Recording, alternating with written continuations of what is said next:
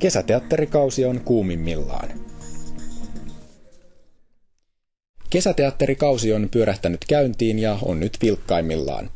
Pelkästään Etelä-Pohjanmaalla toimii toistakymmentä kesäteatteria. Näistä yksi on Törnävän kesäteatteri Seinäjoella. Sen ohjelmistossa on tunnettujen lastenkirjailijoiden Sinikka ja Tiina Nopolan näytelmäksi sovitettu Heinähattu, Vilttitossu ja Rubensin veljekset. No, Heinähattu on isosisko, kolmilapsisen perheen vanhin tytär ja kiltti ja kuuliainen, mutta sitten kun Vilttitossu vähän innostaa Heinähattua, niin kyllä tästäkin löytyy rämäpäisiä puolia, että kyllä sitä vakoillaan samalla lailla.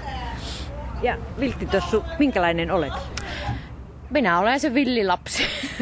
Että niin, kuopus, perinteinen kuopus, yrittää saada aina kaiken.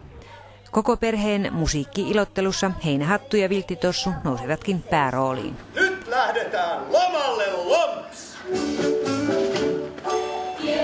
Aiempina kesinä teatteriryhmä on pitäytynyt lastenkirjallisuuden vanhempiin klassikkoteoksiin. Sinikka ja Tiina Nopolan tekstit edustavat nyt uudempaa kotimaista tuotantoa.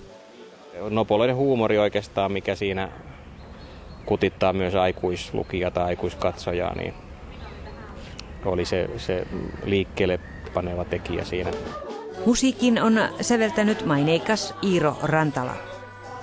Esitykset ajoittuvat pääosin heinäkuulle ja näytelmän toivotaan vetävän vähintään 7000 katsojaa, kuten viime kesänäkin. Katsojien ei tarvitse pelätä sadetta. Varsinkin kun meillä on tämä katettu katsomo täällä, niin kyllä katsojat säästyvät kuivana, vaikka näyttelijät vähän kastuisivat.